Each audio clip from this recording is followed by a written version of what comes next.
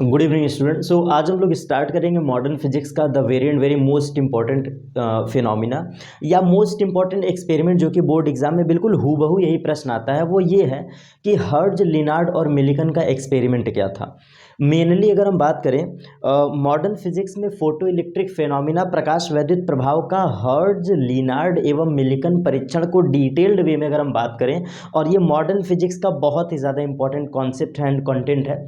तो इसका शुरुआत कहाँ से होता है या इसका बेसिक कहाँ से स्टार्ट है, उस बेसिक फिनोमिना को हम पहले समझेंगे एंड आफ्टर दिस इसका एक्सपेरिमेंट का हम डिस्कशन करेंगे। So let's start our today's goal and our today's lecture. कैसे समझेंगे कॉन्सेप्ट को, और यही हमारा बेसिक फाउंडेशन लेक्चर भी है जहाँ पे आपको चीज़ें बहुत ईजी वे में समझाने का पूरा प्रयास है।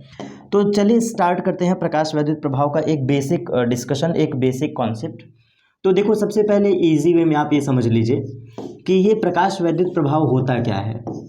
पहले थोड़ा सा बस इसका हल्का सा डिस्कशन देंगे, क्योंकि एक्चुअल में ये basic lecture hertz, Millikan, Lenard experiment पे बेस्ड है, तो ऑलरेडी ये कॉन्सेप्ट यहाँ पर इंक्लूड हो जाएगा। बट स्टार्टिंग में वीडियो के थोड़ा सा आपको कॉन्सेप्ट एक्सप्लेन कर दे रहा हूँ ताकि चीज़ें आपको बेहतर वे में समझ में आए। ये फोटो इलेक्ट्रिक इफेक्ट के बारे में बेसिक कॉन्सेप्ट क्या है।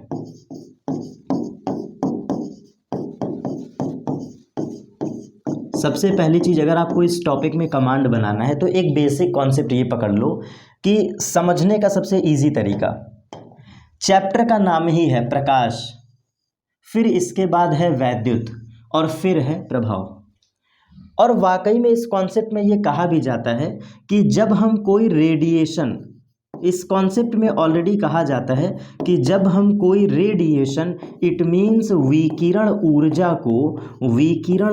को धातु पर गिराते हैं या किसी धातु पर विकिरण ऊर्जा आती है, तो इस प्रकाशीय ऊर्जा के कारण, इस विकिरण ऊर्जा के कारण इलेक्ट्रॉन इमिट करते हैं। इट मीन्स इलेक्ट्रॉन क्या होते हैं, उत्सर्जित हो जाते हैं। इलेक्ट्रॉन हमारे उत्सर्जित हो जाते हैं, और इस इलेक्ट्रॉन के उत्सर्जित हो जाने की घटना को ही कहा जाता है प्रकाश वैद्युत प्रभाव। बेसिक कहानी जो कि इसके टर्म में ही छुपा हुआ है, प्रकाश किरणों के आने से या विकिरण ऊर्जा के आने से यदि किसी धातु के सतह से इलेक्ट्रॉन निकल जाते हैं, इलेक्ट्रॉन का मतलब विद्युत, एक तरह से प्रकाश ऊर्जा आया और धातु से इलेक्ट्रॉन निकाल दिया, तो ये कॉन्सेप्ट ही हमारा कहलाता है प्रकाश वैद्युत प्रभाव। इट मीन्स प्रकाश जो विद्युत को मतलब उत्पन्न कर पाए, ऐसा प्रकाश जो विद्युत को उत्पन्न कर पाए, वो कॉन्सेप्ट हम यहाँ पे डिस्कशन करेंगे, फोटो इलेक्ट्रिक इफेक्ट। और वाकई में इसको मॉडर्न फिजिक्स इसीलिए कहा गया है, वाकई में ये चीज़ मॉडर्न फिजिक्स इसीलिए बेटा बोली गई है क्योंकि हमने सिर्फ और सिर्फ इतना अभी तक जाना था आज से पीछे लेक्चर में कि इलेक्ट्रॉन हमारा विद्युत क्षेत्र बनाता है, इलेक्ट्रॉन बल लगाता है, इलेक्ट्रॉन से धारा का प्रवाह होता है, प्रोटॉन से धारा का प्रवाह होता है, और धारा के कारण चुंबकीय क्षेत्र का जन्म लेता है, और चुंबकीय क्षेत्र से पुनः प्रेरित धारा और प्रेरित विद्युत वाहक बल का जन्म होता है। ये सब कुछ हमने फर्स्ट एनसीईआरटी में पढ़ा है। याद करिए बेसिक कॉन्सेप्ट कि थेल्स ऑफ मिलेटस साहब ने आवेश का खोज किया था। वो आवेश की जर्नी पहले टॉपिक से शुरू होता है और आवेशों का अध्ययन आगे बढ़ते बढ़ते विद्युत बल पर जाते हैं, विद्युत बल से विद्युत क्षेत्र पर जाते हैं, और यही आवेश विभव, धारा, आगे चुंबकीय क्षेत्र, आगे प्रेरित विद्युत वाहक बल, ये सारे कॉन्सेप्ट को कोरिलेट करता है। लेकिन ये पहला ऐसा यूनिट है, पहला ऐसी घटना है या पहली ऐसी इकाई है जहां पर हम लोग पहली बार इस घटना को पढ़ते हैं कि क्या कोई विकिरण ऊर्जा, क्या कोई रेडिएशन एनर्जी इलेक्ट्रॉन को इमिट कर सकती है, क्या कोई विकिरण ऊर्जा इलेक्ट्रॉन को उत्सर्जित कर सकता है। और यही रीज़न है कि इसको नाम दिया गया है मॉडर्न फिजिक्स से रिलेटेड, क्योंकि यहाँ पे प्लैंक क्वांटम थ्योरी या फिर प्लैंक का क्वांटम जो मतलब फैक्ट था या उनका जो सिद्धांत था, इन सब चीज़ों का यूज़ करके ये टॉपिक पहली बार पढ़ा गया। और ये घटना जब स्टार्टिंग डेट अगर बात करें तो ये 1900 सन की बात है, मतलब अप्रॉक्सीमेट 1900 से माना जाता है कि मॉडर्न फिजिक्स का जन्म हुआ है। सन 1900 की घटनाओं, स्टार्टिंग घटनाओं से माना जाता है कि प्रकाश वैद्युत प्रभाव जन्म लिया है, वहाँ से शुरू हुआ है।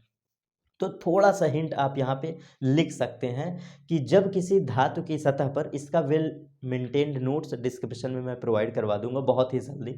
आप इसमें कह सकते हैं कि यदि कोई विकिरण प्रकाश की ऊर्जा धातु के सतह पर गिरती है तो इस कारण इलेक्ट्रॉनों के उत्सर्जन होने की घटना कहलाती है प्रकाश वैद्युत प्रभाव। बेसिक सा कॉन्सेप्ट, उम्मीद करता हूँ ये क्लियर हो गया होगा। इसके बाद अगर हम अब यहाँ से थोड़ा सा मूव ऑन करें तो कुछ बेसिक टर्म यहाँ पे आते हैं जो आपको समझना बहुत ज़रूरी है, बहुत ज़रूरी है। पहला कॉन्सेप्ट आपको इस चैप्टर में समझना पड़ेगा कि फोटॉन क्या होता है, फोटॉन। इसके बाद हमें समझना होगा कि फोटो करंट क्या होता है, फोटो करंट, फोटो करंट प्रकाश वैद्युत धारा इसको कहते हैं, फोटो करंट को हम लोग प्रकाश वैद्युत धारा कहते हैं। तीसरा इंपॉर्टेंट टर्म है जो हम यहाँ पे बहुत अच्छे से समझेंगे, कार्यफलन क्या होता है, कार्यफलन।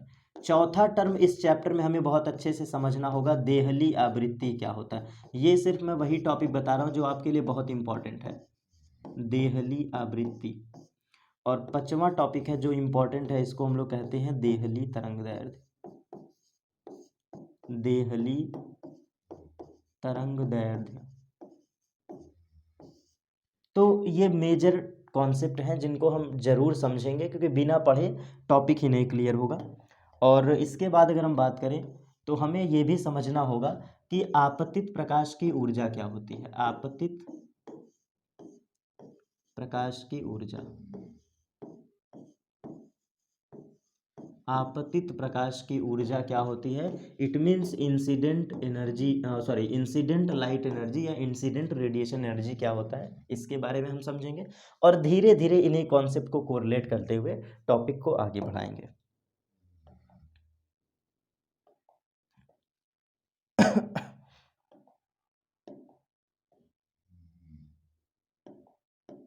सही है, तो स्टार्ट करते हैं फिर फोटॉन से, फोटो करंट से, कार्यफलन से, इन्हीं टॉपिक्स को हमें समझना है। तो सबसे पहले आप ये समझिए कि ये फोटॉन क्या है, मतलब ये फोटॉन कण क्या होते हैं। तो आप ऐसे समझिए कि जो लाइट का जो डुअल नेचर है, जो प्रकाश द्वैती प्रकृति शो करता है, लाइट कंसिस्ट डुअल नेचर, तो वहाँ पर ये कहा जाता है कि एक तो इसका पार्टिकल नेचर है और एक इसका वेव नेचर है। तो जो लेटेस्ट स्टडी ये कहती है कि फोटॉन एक प्रकार से मतलब ऊर्जा का बंडल है। जो फोटॉन कॉन्सेप्ट आया है इसको भी हम आगे रीड करेंगे, सिर्फ अभी हल्का सा समझा रहा हूँ ताकि कॉन्सेप्ट को क्लियर कर सकें। फोटॉन को आप ऐसे समझिए, ये एक प्रकार से बेटा ऊर्जा का गट्ठर है, मतलब ऊर्जा का बंडल है, ऊर्जा का बंडल। फोटॉन हमारा ऊर्जा का बंडल है जो कि एनर्जी से भरपूर है और ये एक तरह से पैकेट के फॉर्म में है, पैकेट, छोटे छोटे टुकड़ों के फॉर्म में एनर्जी है, पैकेट के फॉर्म में, पैकेट के फॉर्म में। क्यों पैकेट के फॉर्म में है, क्योंकि जब लाइट एनर्जी ट्रेवल करती है या रेडिएशन एनर्जी जब ट्रेवल करती है तो अगर ये अपनी सारी एनर्जी को बिखेर देगा, जैसे कहने का मतलब कि सूर्य से ऊर्जा आ रही है, सन से एनर्जी हमारे पृथ्वी तक आ रही है, तो थोड़ा सा सोच के देखिए कि अगर हम इस कॉन्सेप्ट को अप्लाई करें, फोटॉन के कॉन्सेप्ट को थोड़ा सा बेसिक लैंग्वेज में समझाने के लिए, अगर हम ये माने कि लाइट ने अपनी सारी एनर्जी को ऐसे लगातार छोड़ते हुए आ रहा है, लगातार छोड़ते हुए, मतलब सन से लेकर के अर्थ तक, अगर ये कंटिन्यूअसली अपनी सारी एनर्जी को छोड़ते हुए आएगा तो हम ऐसा एज्यूम कर सकते हैं कि पृथ्वी तक आते आते उसकी मैक्सिमम अमाउंट ऑफ एनर्जी क्या हो चुकी होगी, धीरे धीरे धीरे धीरे खत्म हो चुकी होगी, या ना के बराबर एक तरह से समझो वो खत्म हो चुकी है। लेकिन फोटॉन ये कहता है, फोटॉन का कॉन्सेप्ट आगे हम पढ़ेंगे, देहली तरंगदैर्ध्य का कॉन्सेप्ट या मैटर वेव्स का कॉन्सेप्ट पढ़ेंगे, डी ब्रॉगली इक्वेशन। जब ये थियरी स्पेशल वे में आगे पढ़ाऊंगा तो वहाँ पे आपको डिटेल में समझाएंगे कि फोटॉन कहाँ से आया और फोटॉन का कॉन्सेप्ट शुरू कहाँ से होता है। अभी तो बस हमें बेसिक समझाना है, तो फोटॉन की एक बेसिक परिभाषा समझा रहा हूँ कि ये ऊर्जा का बंडल होता है जो कि सतत ना होकर असतत होता है। ये कंटिन्यूअस ना होकर के असतत होता है, डिसकंटिन्यूअस होता है, मतलब सडनली सारी एनर्जी को नहीं छोड़ देता, बल्कि ज़रूरत पड़ने पर थोड़े थोड़े एनर्जी का गट्ठर है और उसको ये यूज़ करता है कुछ इस तरीके से। अगर मैं इसका चेन फॉर्म में बनाऊं तो कुछ ऐसे समझो, ये एक पैकेट, फिर ये एक पैकेट, फिर ये एक पैकेट, अगेन एक पैकेट, अगेन एक पैकेट। तो ये जो पैकेट का ये बंडल है ना, यही एनर्जी कहलाती है फोटॉन। और जब हमारी रेडिएशन एनर्जी आती है ना, जब विकिरण ऊर्जा, कोई भी विकिरण ऊर्जा, कोई भी विद्युत चुम्बकीय तरंगे, रेडिएशन ऑलरेडी होती हैं, इलेक्ट्रोमैग्नेटिक वेव, विद्युत चुम्बकीय तरंगे, सभी विद्युत चुम्बकीय तरंगे एक प्रकार से फोटॉन ऊर्जा रखती हैं, या वो आप ये कह लो कि सभी विद्युत चुम्बकीय तरंगे एक प्रकार से विकिरण ऊर्जा ही है, एक प्रकार से वो विकिरण ही है। तो जितने भी विकिरण ऊर्जा होते हैं वो गट्ठर के फॉर्म में होते हैं, बंडल के फॉर्म में होते हैं, और ये एनर्जी को अपने रखे रहते हैं, आवश्यकता अनुसार छोड़ते हैं, आवश्यकता अनुसार। जैसे हमें इतने की ज़रूरत है तो इतने का यूज़ कर लेंगे, दोबारा ज़रूरत है तो इतने का यूज़, अगेन इतने का यूज़, अगेन इतने का यूज़। तो ये टुकड़े के फॉर्म में, थोड़े थोड़े फॉर्म में, डिस्क्रीट फॉर्म में मतलब बटे होते हैं। और फोटॉन की एक और विशेषता है, फोटॉन की एक बहुत इंपॉर्टेंट फैक्ट बता रहा हूँ कि जब ये फोटॉन मेटल पर गिरता है, याद रखिएगा इसको, इंपॉर्टेंट कॉन्सेप्ट है, जब ये फोटॉन फोटॉन ऊर्जा का बंडल मेटल पे गिरता है तो मेटल के इलेक्ट्रॉन एनर्जी को खा लेते हैं।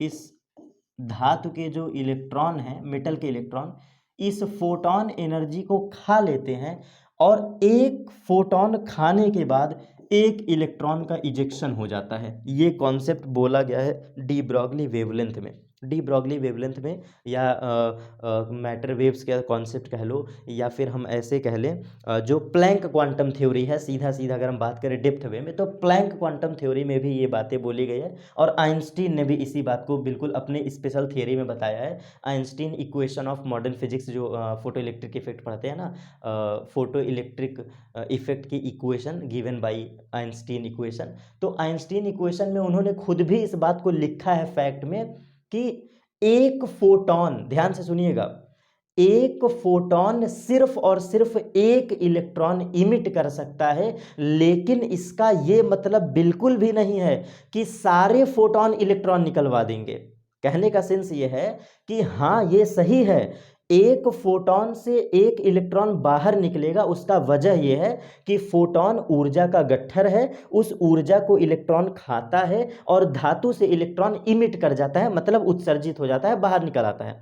लेकिन इसका ये मतलब बिल्कुल भी नहीं है कि 100 फोटॉन आए तो 100 फोटॉन से 100 इलेक्ट्रॉन निकल जाएंगे, ये भी इसका मतलब बिल्कुल नहीं है।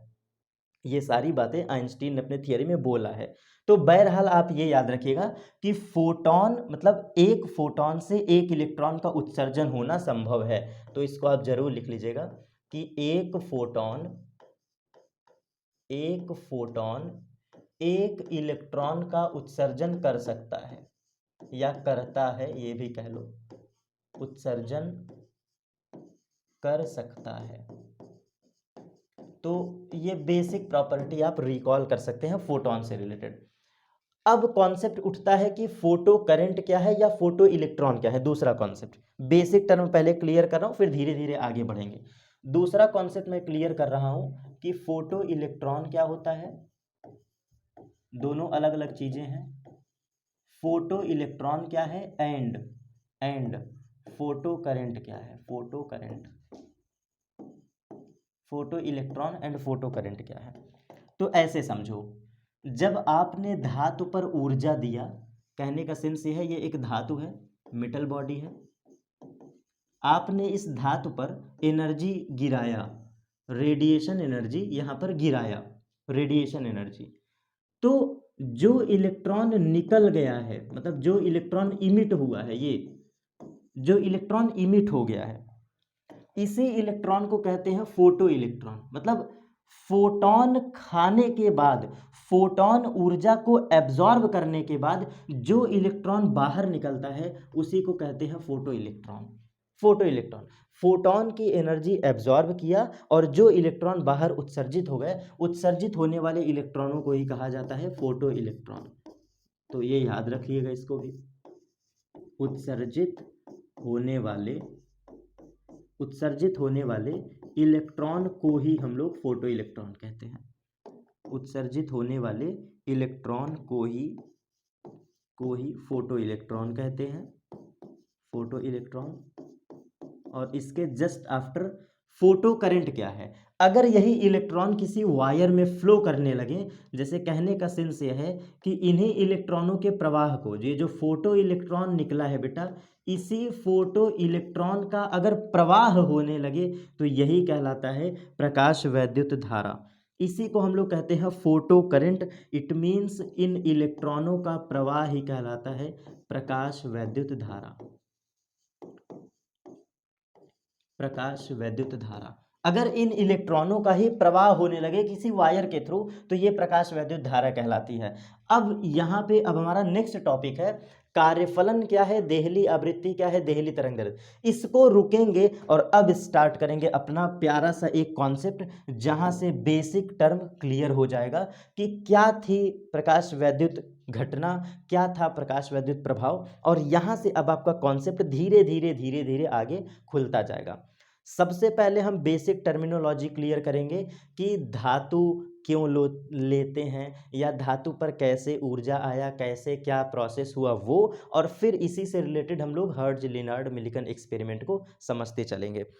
थोड़ा सा उम्मीद करता हूँ कि बिल्कुल आपने इस पॉइंट को समझने का कोशिश किया होगा कि हमारी क्लासेस स्टार्ट हुई थी बेसिक फिनोमिना से, और हर्ट्ज एक्सपेरिमेंट हमने पढ़ा, फिर हॉलवेस का एक्सपेरिमेंट पढ़ा, फिर हमने लिनार्ड का एक्सपेरिमेंट पढ़ा, और तब जा करके इन 3 एक्सपेरिमेंट्स के बाद हर्ट्ज का परीक्षण, हॉलवेस का परीक्षण, लिनार्ड का परीक्षण, और इन 3 परीक्षण के बाद तब जा करके हम पढ़ते हैं हर्ट्ज लिनार्ड मिलिकन एक्सपेरिमेंट। और उस टॉपिक को समझाने के लिए ऑलरेडी मैंने प्रीवियस क्लासेस में ये भी बताया है कि प्रकाश वैद्युत प्रभाव किसे कहते हैं या ये घटना क्या है। सो लेट्स स्टार्ट, यहाँ से हमारा कॉन्सेप्ट स्टार्ट होगा।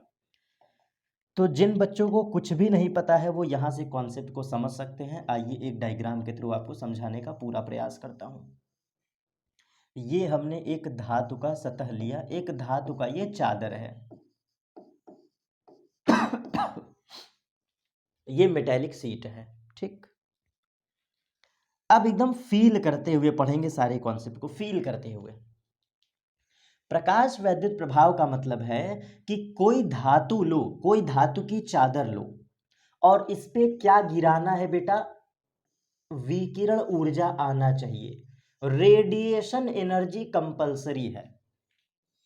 किसी मेटेलिक सीट पर विकिरण ऊर्जा आना कंपलसरी है, क्योंकि विकिरण ऊर्जा ही इलेक्ट्रॉन का उत्सर्जन कर पाएगा और कोई नहीं। तो इसलिए इस पॉइंट को नोट कर लीजिए, ये कंपलसरी है।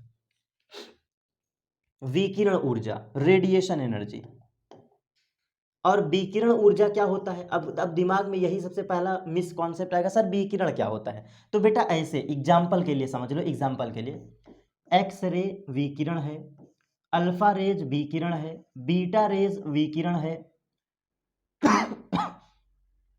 अगर हम और बात करें तो ultraviolet rays, UV rays, infrared rays, infrared, ये सब हमारे विकिरण ऊर्जा है, जितना मैंने अभी लिखा हुआ है। ये X rays, alpha rays, beta rays, gamma rays, वैसे गामा तो उदासीन होता है तो गामा की बात नहीं करेंगे।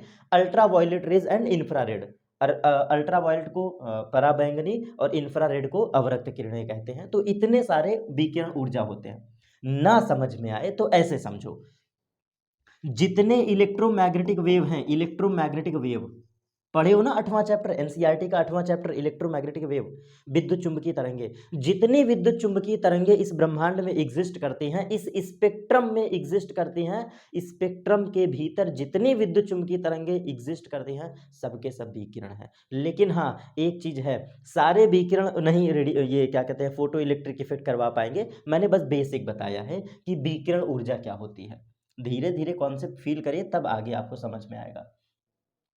तो धातु हमने लिया और विकिरण ऊर्जा गिराया।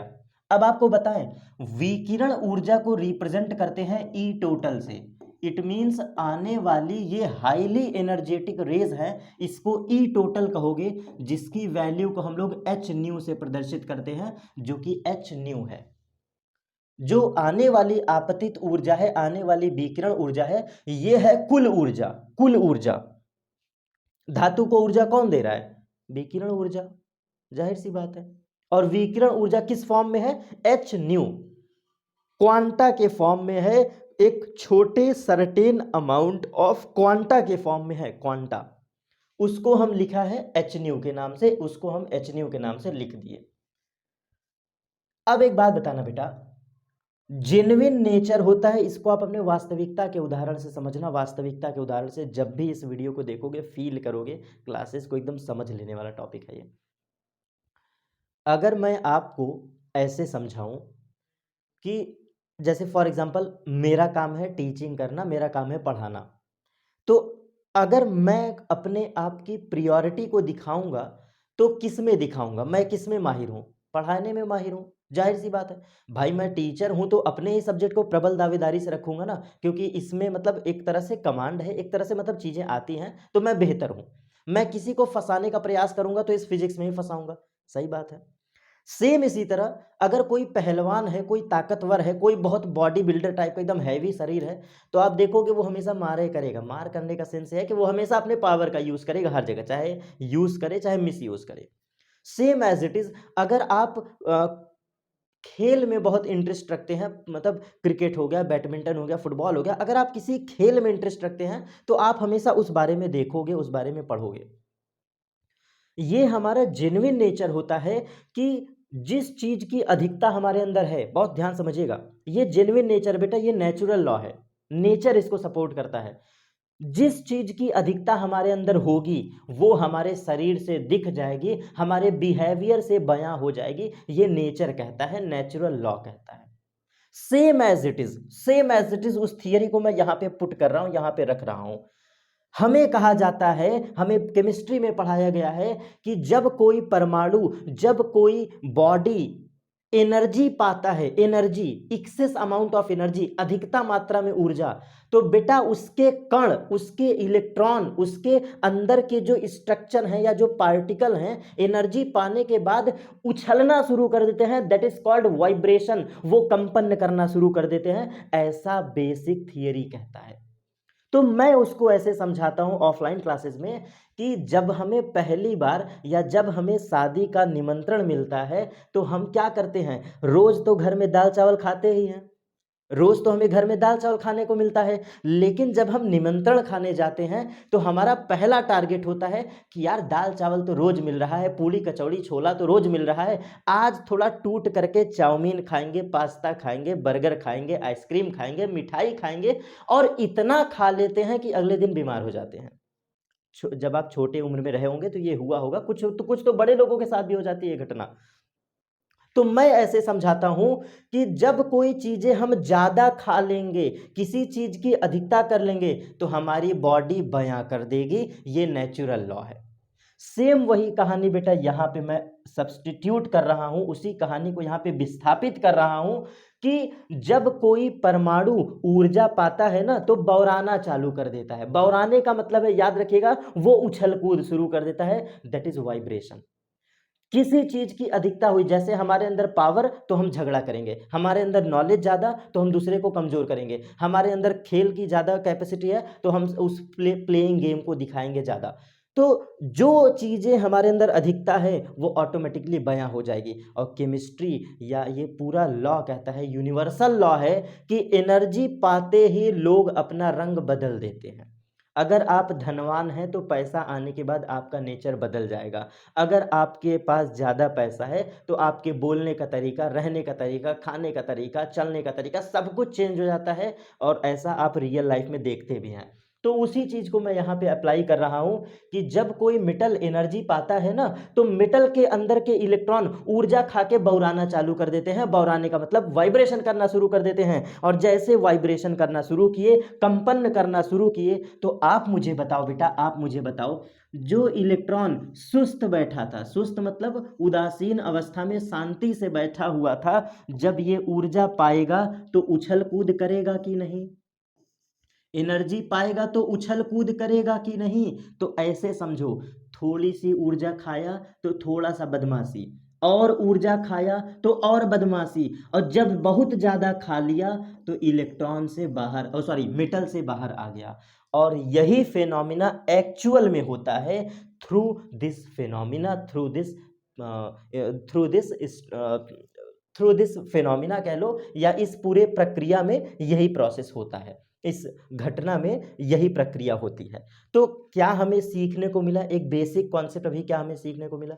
हमें ये मिला कि जब हम किसी धातु के सतह पर बहुत ज़्यादा ऊर्जा देते हैं, बहुत ज़्यादा विकिरण ऊर्जा देते हैं, तो इस ऊर्जा को खाने के लिए कौन बैठा है? धातु के भीतर का इलेक्ट्रॉन। तो वो इलेक्ट्रॉन ऊर्जा खाएगा, और जब ऊर्जा खाएगा तो एक समय ऐसा आएगा, पहले खाएगा पेट भरेगा, खाएगा पेट भरेगा, खाएगा पेट भरेगा, लेकिन कभी तो इसका पेट भर जाएगा। और जैसे इसका पेट भर जाएगा, इस इलेक्ट्रॉन का पेट भर जाएगा, तो ये उछलना शुरू कर देगा, क्योंकि जाहिर सी बात है, खाने के बाद हमारा भी मस्ती करना शुरू हो जाता है। जब हमारा पेट भरा रहता है तो हम शरारत ही करते हैं। सेम वही चीज़ ये इलेक्ट्रॉन भी है। जब ये बहुत ऊर्जा पा जाता है तो उछलना शुरू कर देता है, वाइब्रेशन शुरू करता है, और एक स्टेज ऐसा आता है, वाइब्रेशन का एक स्टेज ऐसा आता है कि ये इतना लंबा छलांग मार देता है कि मेटल से बाहर आ गया। मेटल से क्या हो गया? बाहर आ गया। और बेटा, बस हम यही तो करना चाह रहे थे। किसी धातु के पृष्ठ से इलेक्ट्रॉनों के उत्सर्जित होने की घटना ही कहलाती है प्रकाश वैद्युत प्रभाव। तो यही कॉन्सेप्ट था फोटो इलेक्ट्रिक इफेक्ट का। ठीक है, कॉन्सेप्ट क्लियर? अब इससे एक स्टेप आगे चलते हैं, अगले चरण पर, अगले पड़ाव पर चलते हैं। ये तो समझाया है मैंने सिर्फ, अब आगे चलते हैं। अब इसके दूसरे चरण में ये कहा जाता है, ये समझा सकता हूं, देखो, हर एक टीचर अपने अंदाज में पढ़ाता है, मेरा भी अंदाज बदलता रहता है, कभी किसी क्लास में कुछ, कभी किसी क्लास में कुछ, लेकिन कॉन्सेप्ट नहीं चेंज होते, प्रोसेस वही रहता है, फिनोमिना वही है, तरीका वही है, बस समझाने का तरीका बदल जाता है। अब यहाँ पे हम इस चीज को समझेंगे कि एक बात बताना बेटा, कि यहाँ पे टोटल एनर्जी आ रही है, विकिरण ऊर्जा गिर रहा है, तो क्या हम ये एक बात कह सकते हैं कि इस विकिरण ऊर्जा का दो जगह बंटवारा होगा? कैसे सर? आओ समझाते हैं कैसे। थोड़ा सा इस स्ट्रक्चर को मैं इरेज करता हूं, और तब यहाँ पे समझाने का और बेहतर प्रयास करता हूं। थोड़ा सा इस स्ट्रक्चर को मैं इरेज करके और बेहतर समझाने का प्रयास करूंगा। आइए देखिए, हमारे प्यारे प्यारे बच्चों, ध्यान से देखिएगा कॉन्सेप्ट को।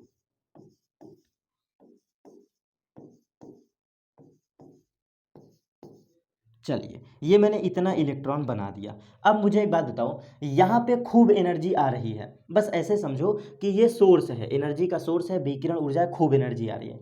तो ये बताओ, खाएगा कौन? इलेक्ट्रॉन ऊर्जा खाएगा? यस सर, हाँ खाएगा। ये वाला इलेक्ट्रॉन ऊर्जा खाएगा? हाँ सर खाएगा। ये वाला इलेक्ट्रॉन एनर्जी खाएगा। खाते खाते खाते खाते एक समय आएगा, सबका पेट भर जाएगा, बिल्कुल जाहिर सी बात है। धातु के पृष्ठ पे इतनी ऊर्जा आ रही है, सारे इलेक्ट्रॉन का पेट भर गया। अब मुझे ये बताना बेटा, जब ये वाइब्रेशन शुरू करेगा, क्या सर?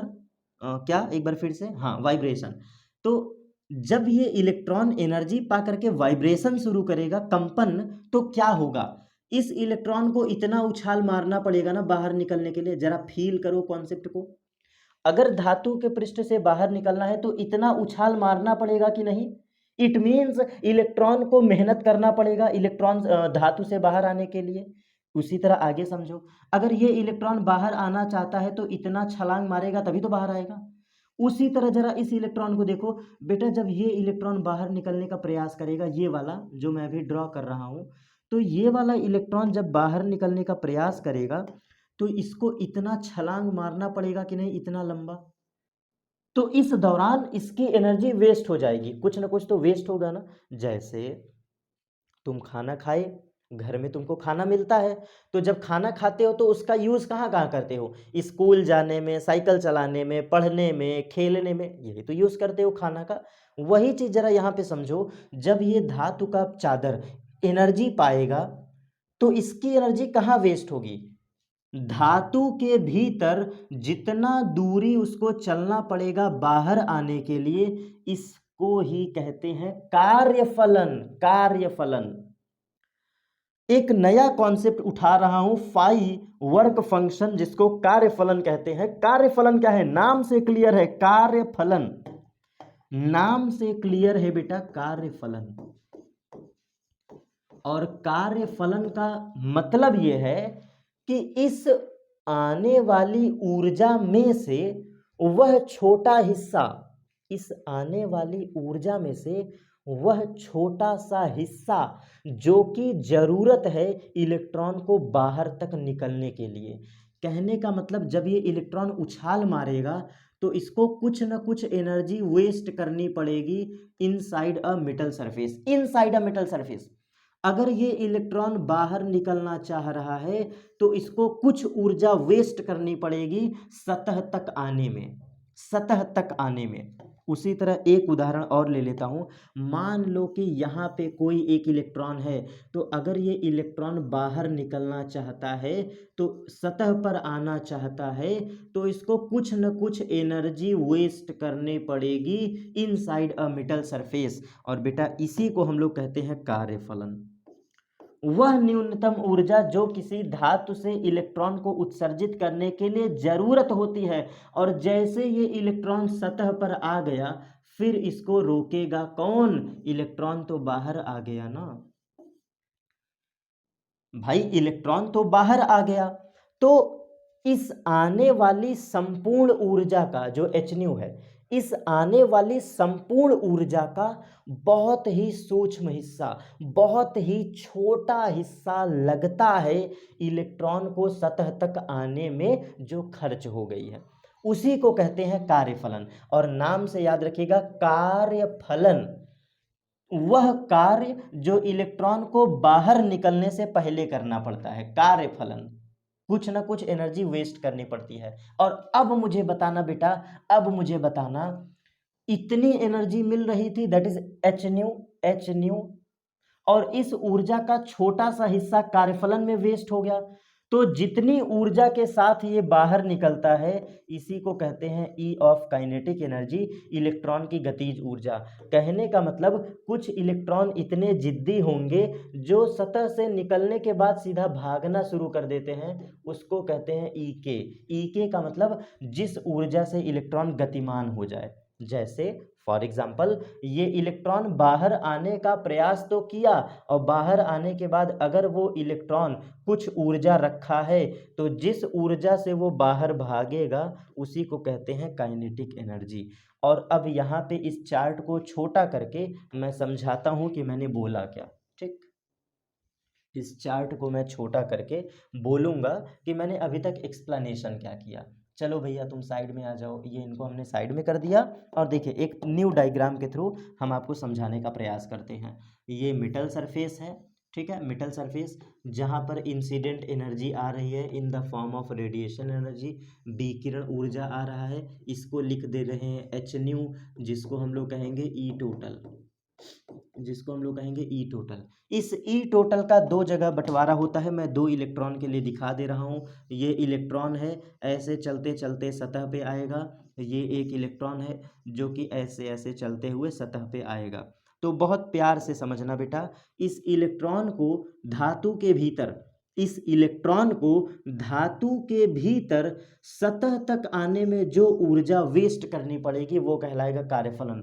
इस इलेक्ट्रॉन को जब ये धातु के भीतर जो कार्य करते हुए सतह तक आएगा, इस ऊर्जा को कहते हैं कार्यफलन। बाकी परिभाषा कहता है, वह न्यूनतम ऊर्जा जो किसी धातु से एक इलेक्ट्रॉन को उत्सर्जित करने के लिए आवश्यक होता है, वो कार्यफलन कहलाता है। Minimum amount of energy which is require an electron emit through this metal surface, सबसे कम एनर्जी जो इससे एक इलेक्ट्रॉन को उत्सर्जित करा पाए वो कार्यफलन कहलाता है। लेकिन मैं इसको दूसरे अप्रोच से पढ़ाता हूं। मेरे कहने का सेंस ये है कि जो ऊर्जा क्षय हो गया, जो ऊर्जा उड़ गई, या जो ऊर्जा हमें जरूरत है, ऐसे समझो, वह ऊर्जा जो हमें जरूरत है इस इलेक्ट्रॉन के सतह तक आने में, सतह तक, क्योंकि पहला काम इस इलेक्ट्रॉन का होगा, पहला काम इस इलेक्ट्रॉन का होगा मेहनत करते हुए कहाँ पे आएगा, सतह पर, सतह पर आएगा।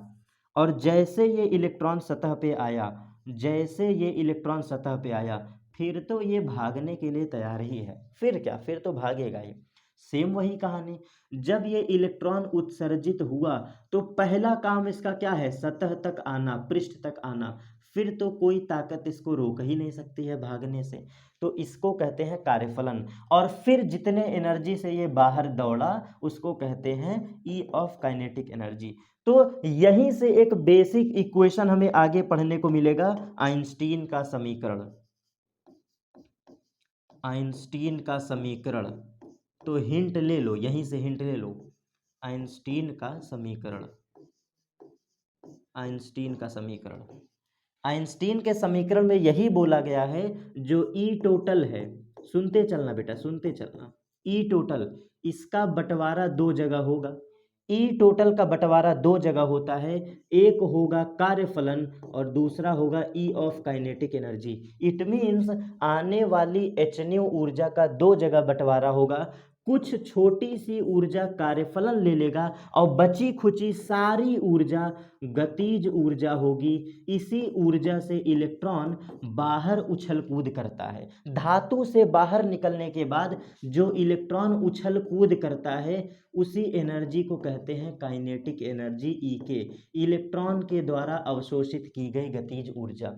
और इसी इक्वेशन को लिखने का तरीका है, इस इक्वेशन को लिखने का तरीका है, ई टोटल की जगह एच न्यू रख दो, कार्यफलन की जगह एच न्यू नॉट रख दो, एच न्यू नॉट, और काइनेटिक एनर्जी की जगह हाफ एम वी स्क्वायर रख दो। और यही इक्वेशन आइंस्टीन की इक्वेशन है, जा करके मिला लीजिए बेटा, यही इक्वेशन है आइंस्टीन इक्वेशन। बस दाएं बाएं करके लिखा गया है, तो दाएं बाएं करके तो मैं भी लिख सकता हूँ, h nu minus of h nu naught that is equal to half m v square, और जाके देखिए यही कहलाता है आइंस्टीन इक्वेशन। ठीक है, तो ये बेसिक फेनोमिना था, जहां से अब आपको महसूस हो गया होगा कि फोटो इलेक्ट्रिक इफेक्ट वाकई में कैसे होती है। विकिरण ऊर्जा गिरती है मेटल सरफेस पे और तब जाके इलेक्ट्रॉन निकलता है, लेकिन इसके पीछे की कहानी ये है कि इलेक्ट्रॉन को सतह तक आने में जो ऊर्जा की जरूरत पड़ती है, जिस ऊर्जा को वो व्यय करते हुए सतह तक आता है, मैं 3 बार बोल चुका हूं, इस बात को फिर से रिपीट कर रहा हूं, इस इलेक्ट्रॉन को सतह तक आने में जितने ऊर्जा की आवश्यकता होती है वही ऊर्जा कहलाती है बेटा धातु का कार्यफलन, पृष्ठ का कार्यफलन वही कहलाता है। ये कॉन्सेप्ट फील हो गया? तो अब कार्यफलन के बारे में एक लाइन में नोट लिख लिया जाए ताकि पूरे कॉन्सेप्ट को कोरिलेट कर पाए। आइए बस अब हम लोग समझ लेते हैं कार्यफलन क्या होता है। वर्क फंक्शन कार्यफलन,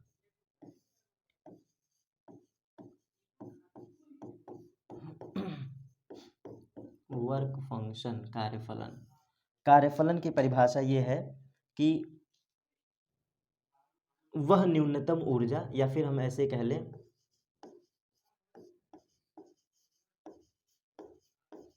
वह न्यूनतम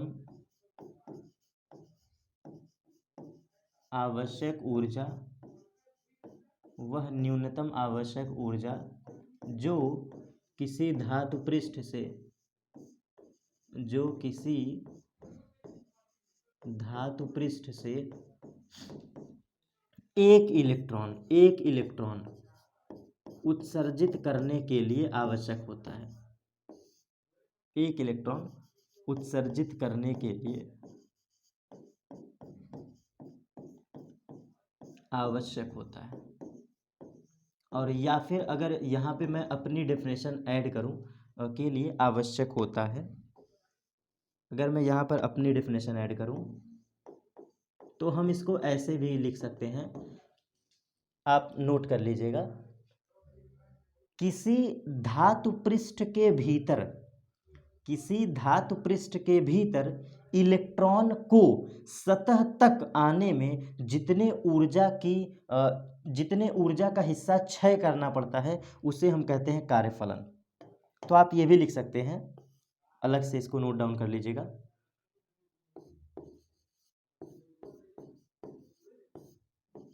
किसी धातु पृष्ठ के भीतर इलेक्ट्रॉन के द्वारा किसी धातु पृष्ठ के भीतर इलेक्ट्रॉन के द्वारा सतह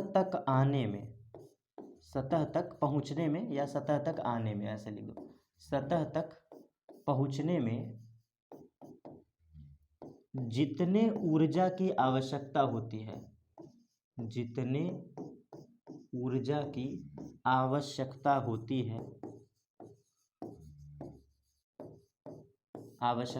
है, या क्षय करना पड़ता है, क्षय मतलब रिलीज करना पड़ता है, क्षय करना पड़ता है, उसी को हम कहते हैं कार्यफलन, उसी को कहते हैं पृष्ठ का कार्यफलन, धातु पृष्ठ का कार्यफलन। ठीक है, तो इसको नोट डाउन कर लीजिए, बहुत ही इंपॉर्टेंट डेफिनेशन है, बहुत हटके डेफिनेशन है, डिफरेंट। किताब में लिमिटेड लिखा है, आप चेक कर लीजिए बेटा, जितने फैक्ट मैं पढ़ा रहा हूँ यहाँ पे मेरे खुद के भी कुछ कॉन्सेप्ट हैं, एक्सपीरियंस से आप सभी के साथ साझा कर रहा हूँ, इसलिए ज़रूर इन टॉपिक्स को पढ़िएगा। ठीक है, वह न्यूनतम आवश्यक ऊर्जा जो किसी धातु पृष्ठ से एक इलेक्ट्रॉन उत्सर्जित करने के लिए आवश्यक होता है, या इसी को तोड़ मरोड़ के दूसरे फॉर्म में कहेंगे, किसी धातु पृष्ठ के भीतर इलेक्ट्रॉन के द्वारा सतह तक पहुंचने में जितने ऊर्जा की आवश्यकता होती है या जितनी ऊर्जा क्षय करना पड़ता है उस इलेक्ट्रॉन को, वो कहलाता है पृष्ठ का कार्यफलन। ठीक है, तो कार्यफलन का कॉन्सेप्ट क्लियर हो गया।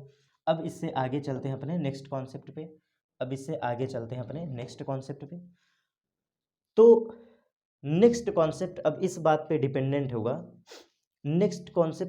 डिपेंडेंट होगा, एक हमने बेसिक थीम समझ लिया कि कैसे ऊर्जा आती है, आने वाली फोटोन ऊर्जा को, आने वाली विकिरण ऊर्जा को hν कहा हमने। इस hν का धातु पहले एब्जॉर्ब करता है, धातु के इलेक्ट्रॉन ऊर्जा को अवशोषित करते हैं, और इलेक्ट्रॉन के अवशोषित करने के बाद, ऊर्जा अवशोषित करने के बाद ये कुछ काम करते हैं जिसको कार्यफलन कहा जाता है। और कार्यफलन कर लेने के बाद जब ये इलेक्ट्रॉन सतह पर आ गया तो अब ये उड़ने के लिए मौजूद है, अब ये उछलने के लिए मौजूद है। जिस ऊर्जा से उछलता है वही कहलाता है हमारा गतिज ऊर्जा। तो हम इजीली कह सकते हैं आने वाली कुल ऊर्जा hν, इसका बंटवारा दो जगह, एक है कार्यफलन, और कार्यफलन को hν0 से प्रदर्शित करते हैं, और जो बची खुची ऊर्जा है काइनेटिक एनर्जी, इसको 12mv² से प्रदर्शित करते हैं। इसी इक्वेशन को कहा जाता है आइंस्टीन इक्वेशन। इसको दाएं बाएं पक्षांतर करके लिखोगे तो h हो गया common, ν minus ν0 is equal to 12mv²। इसी एनर्जी को तोड़ मरोड़ के लिखा जाता है h, ν minus ν0 is equal to E K. और यहाँ से कुछ फैक्ट और भी आते हैं, यहाँ से एक फैक्ट और आता है जब ν बराबर हो जाता है ν0, ये कंडीशन है, जब ν बराबर ν0 होता है तो उस शर्त में इलेक्ट्रॉन की गतिज ऊर्जा शून्य रहती है, मतलब उसके पास कोई ऊर्जा प्राप्त नहीं हो पाती या कोई ऊर्जा बचती नहीं है। ν बराबर ν0 यहाँ पे पुट करो तो ई के मिलेगा 0। जब हमारा नॉर्मल आवृत्ति, आपतित प्रकाश की आवृत्ति, ये फैक्ट है, फैक्ट, आपतित प्रकाश की आवृत्ति, आपतित प्रकाश की आवृत्ति ये इक्वल हो जाती है किसके, देहली आवृत्ति के, देहली आवृत्ति। आपतित प्रकाश की आवृत्ति जब देहली आवृत्ति के बराबर हो जाती है तो इस शर्त में इलेक्ट्रॉन की संपूर्ण गतिज ऊर्जा शून्य हो जाती है। ये फैक्ट कहता है through the equation of Einstein समीकरण। आइंस्टीन समीकरण ने इस बात को बताया है। आइंस्टीन समीकरण में इस बात को बताया है। ठीक है, चलिए ये कॉन्सेप्ट। अब हम लोग हर्ट्ज और लिनार्ड का एक्सपेरिमेंट समझने वाले हैं। इसके पीछे टॉपिक में हमने बेसिक समझा कि प्रकाश विद्युत प्रभाव क्या था, या फिर बेसिक टर्मिनोलॉजी क्लियर किया। फोटो इलेक्ट्रिक इफेक्ट से संबंधित जितने मोस्ट इंपॉर्टेंट डेफिनेशन था हमने उसको समझ लिया। फाइनली हम लोग अब स्टार्ट करने वाले हैं हर्ट्ज, लिनार्ड और मिलिकन का एक्सपेरिमेंट। तो इनके कुछ मेजर फैक्ट हैं, इनके कुछ तथ्य थे जिनको इन्होंने बताया था और विद ग्राफिकल वे में प्रूफ किया गया है।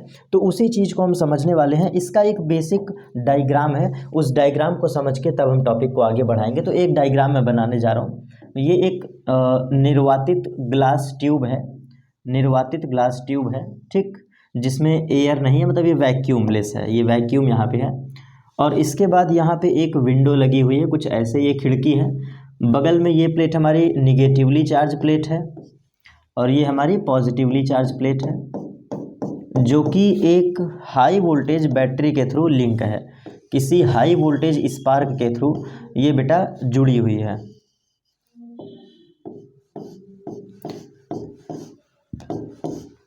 ठीक है, ये हाई वोल्टेज बैटरी से जुड़ा हुआ है। ठीक, मैंने जोड़ दिया, इन दो प्लेट्स को मैंने हाई वोल्टेज के थ्रू जोड़ दिया। उच्च विभव है ये।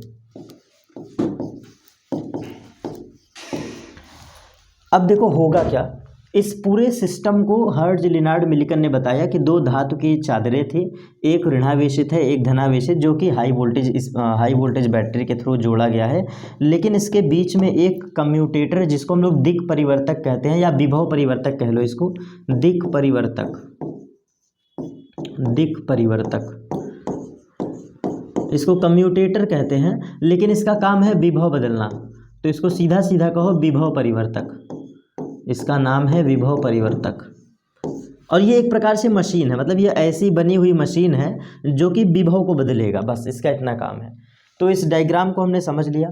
अब इस डायग्राम को आप नोट कर लीजिए, इस डायग्राम को आप नोट कर लीजिए। हम इसको छोटा करने वाले हैं थोड़ा सा, क्योंकि हमें इसको बहुत डेप्थ वे में नहीं, बस इनको साइड में अब लिख देंगे ताकि आपको चीज़ें बेहतर वे में समझ में आए। ये हमने साइड में कर दिया।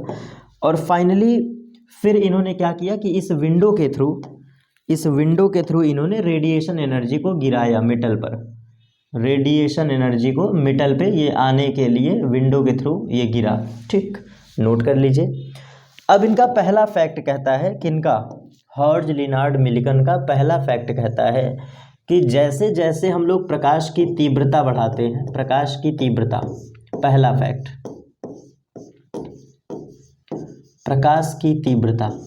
प्रकाश की तीव्रता जैसे जैसे बढ़ाते हैं उत्सर्जित होने वाले इलेक्ट्रॉनों की संख्या बढ़ती है, अर्थात धारा का मान बढ़ जाता है। तो हर्ट्ज, लिनार्ड, मिलिकन ने ये देखा कि जब हम इस निर्वातित कांच के ट्यूब में आने वाले प्रकाश की तीव्रता को बढ़ाते हैं, इंटेंसिटी को बढ़ाते हैं, तो निकलने वाले इलेक्ट्रॉनों की संख्या बढ़ रही है, इट मीन्स धारा का मान बढ़ रहा है। ये बात इन्होंने पहले फैक्ट में बोला। सर इसका क्या मतलब है, ध्यान से समझिएगा।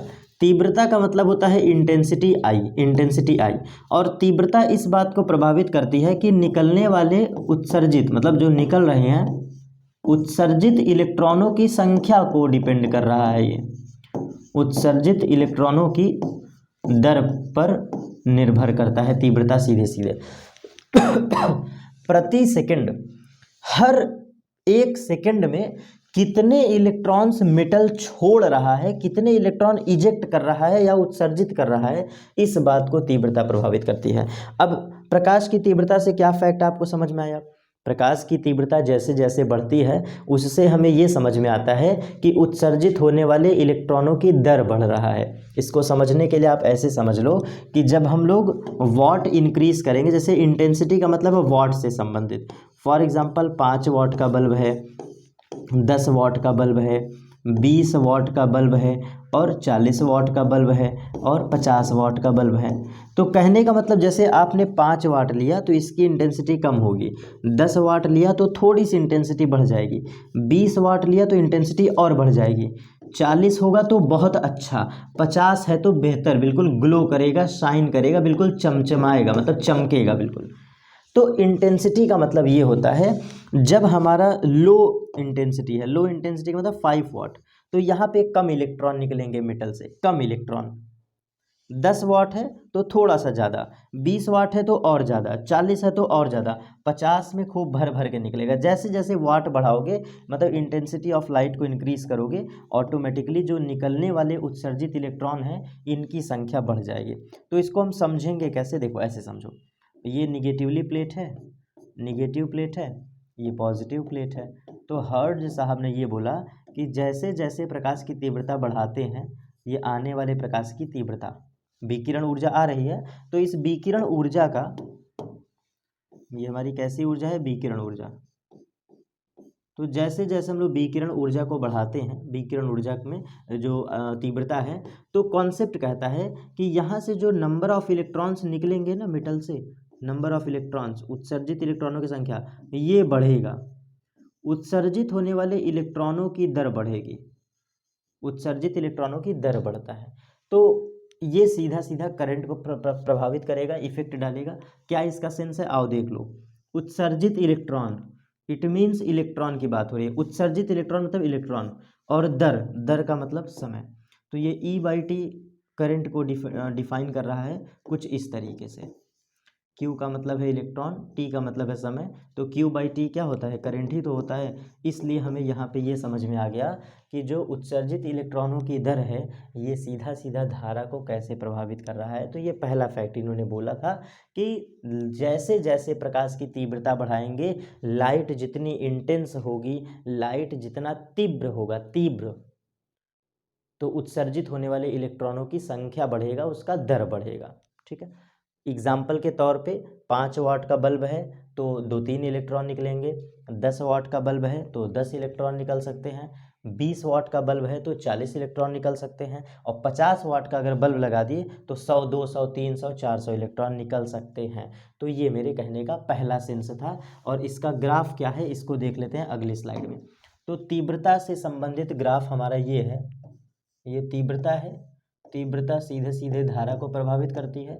इट मीन्स इसका ग्राफ होगा स्ट्रेट लाइन, इसका जो ग्राफ होगा छोटा सा आप बना सकते हैं। ये इंटेंसिटी है I, ये है धारा है I, दोनों का ग्राफ बीच से पास होगा। ठीक है, ये, और इसी का एक ग्राफ और आप समझ सकते हैं कि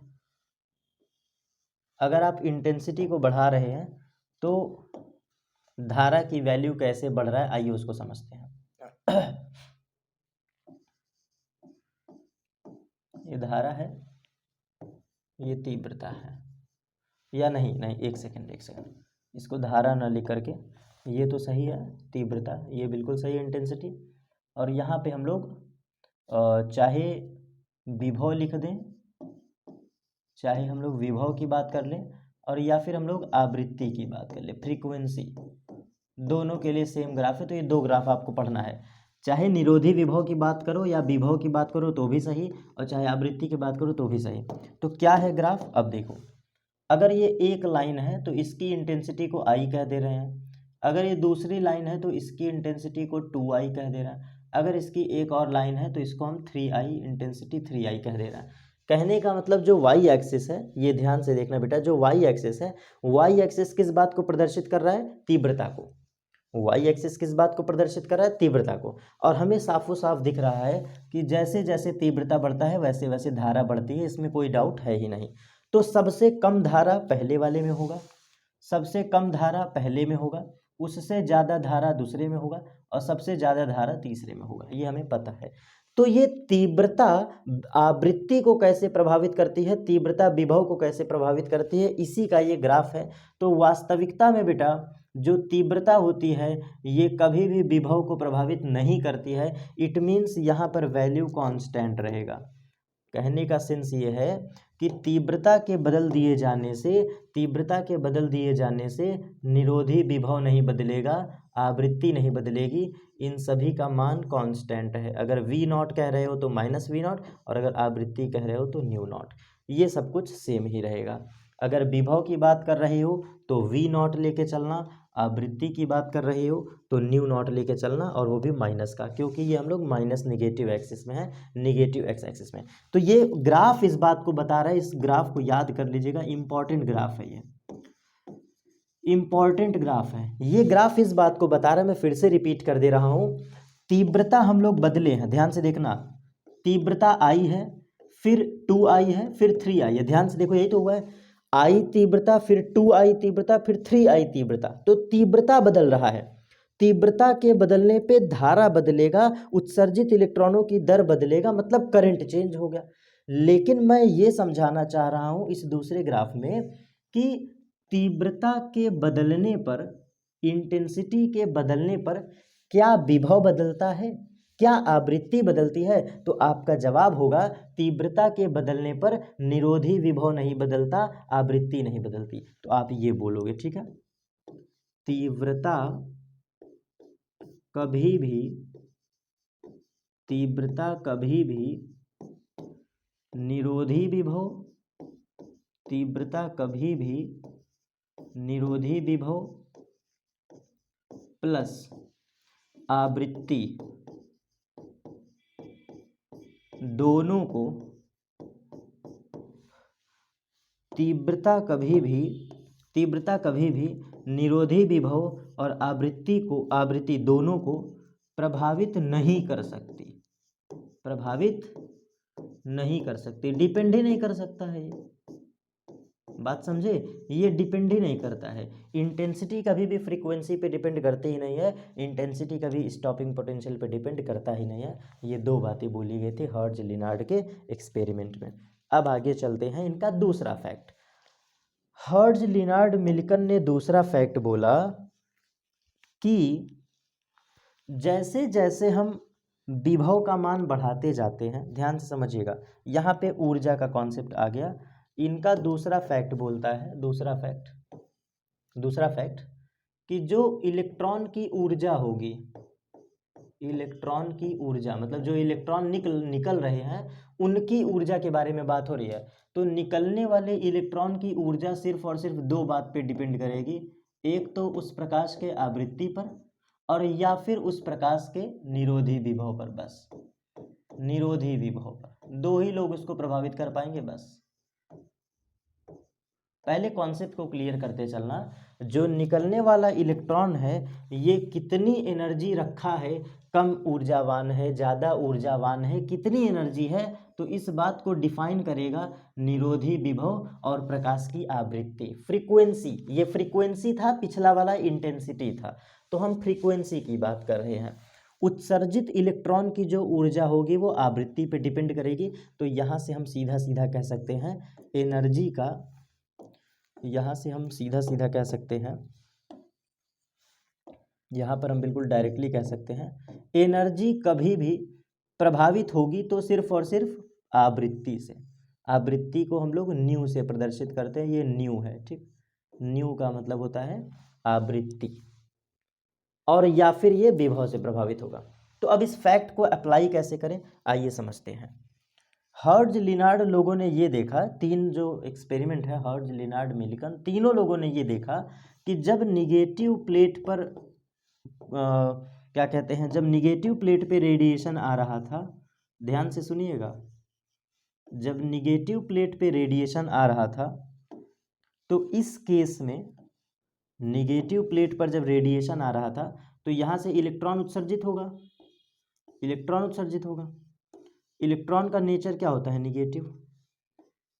रेडिएशन आया ऋणावेशित प्लेट पे, इलेक्ट्रॉन निकला, तो इस इलेक्ट्रॉन को कौन खींच लेगा, खींचेगा कौन, ये बताओ बेटा, इस इलेक्ट्रॉन को खींचेगा कौन?